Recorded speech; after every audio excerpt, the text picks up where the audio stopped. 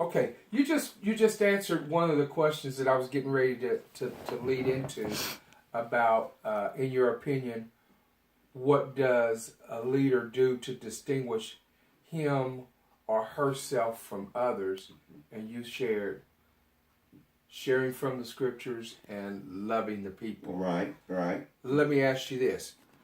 Do you believe there's a difference between leading and managing? Well, yes, because a leader takes on the responsibility for others that expresses the heart of Jesus in him, the concern, the compassion, without regard or fear of rejection. But now, a leader is motivated by a personal concern, a personal desire, a personal commitment.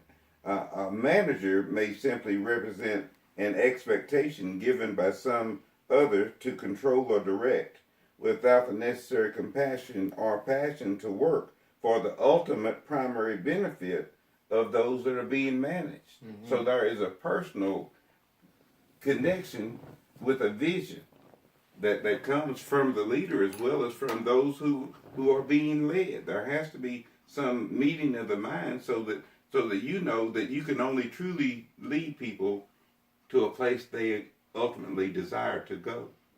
Okay. Okay. Let me ask you this then.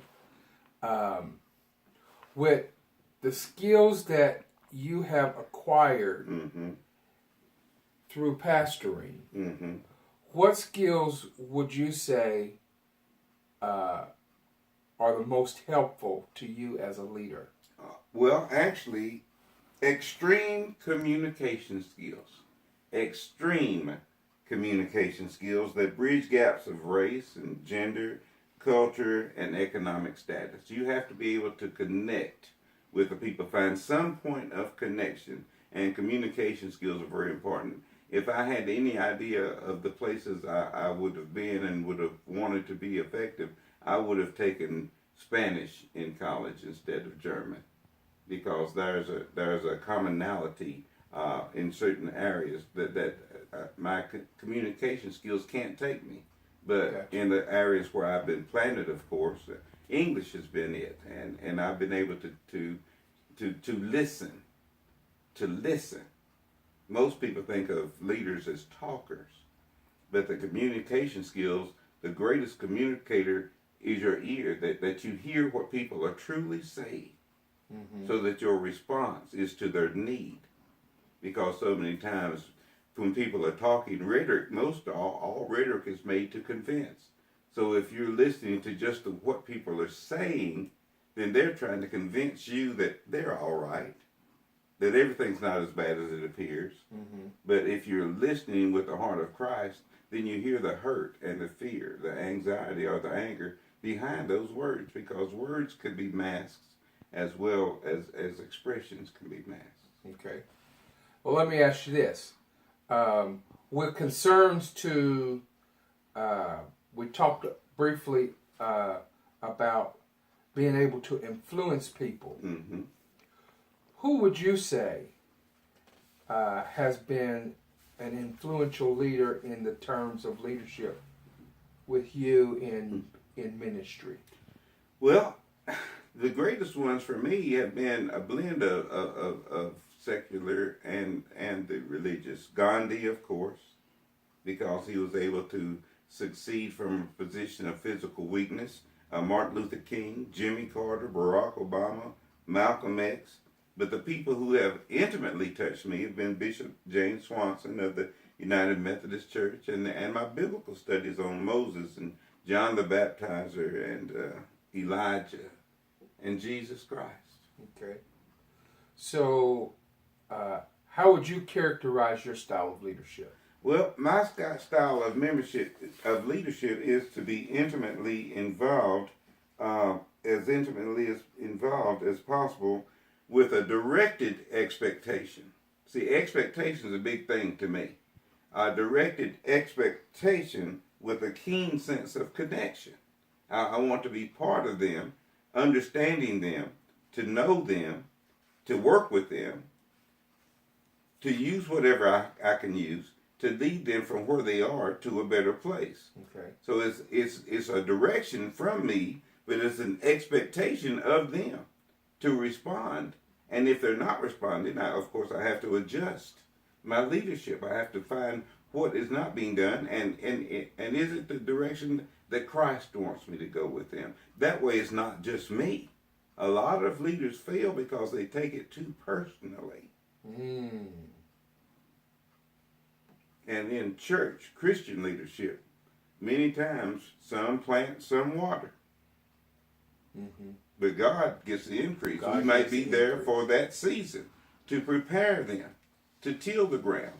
In the parable of the soils, the true understanding of that is we all at one time were the coarse soil or the rocky soil, but through Christ's grace, we became tillable, and we became fertile to where the word could actually take root in us and grow in us to produce fruit. Okay.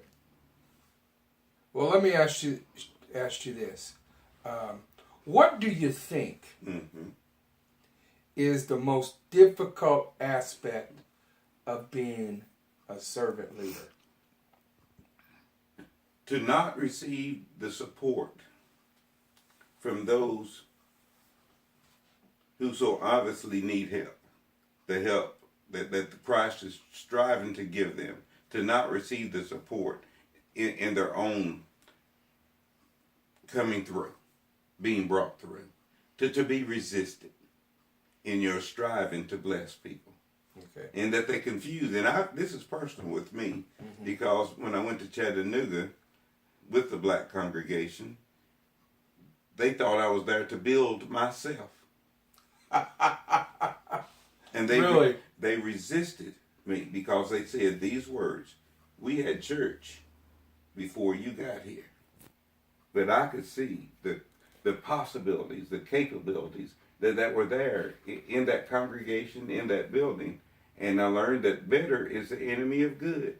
In my wanting to come with my passion to make things better for them, they were upset because they felt that I was judging their present status as being less than, as being open to criticism.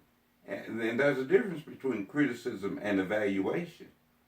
But it was only when there was an epiphany.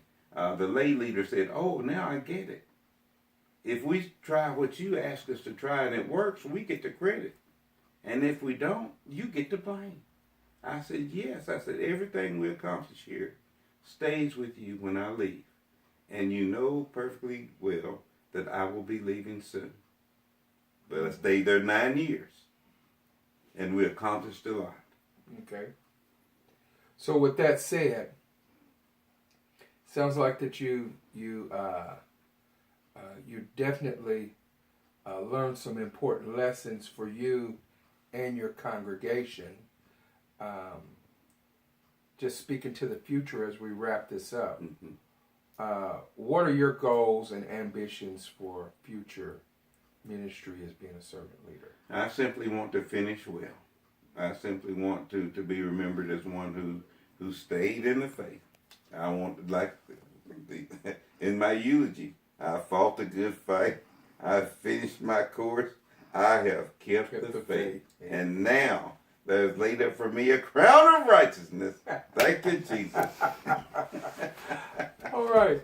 Well, we've talked about a few things here that really involves that is important in servant leadership, and within those things that we've discussed, we've really gotten from the core to the crust about what are the different distinctives of Christian leadership. And the first thing that we established was, a good servant leader or a Christian leader is a committed follower of Christ. Of Christ, yes. Foundational.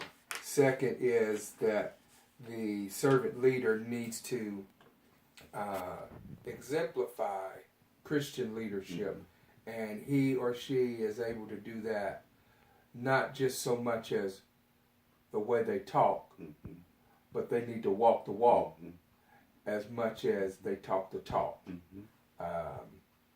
you know, there is a process in Christian leadership, and that process, it involves having a strong belief system.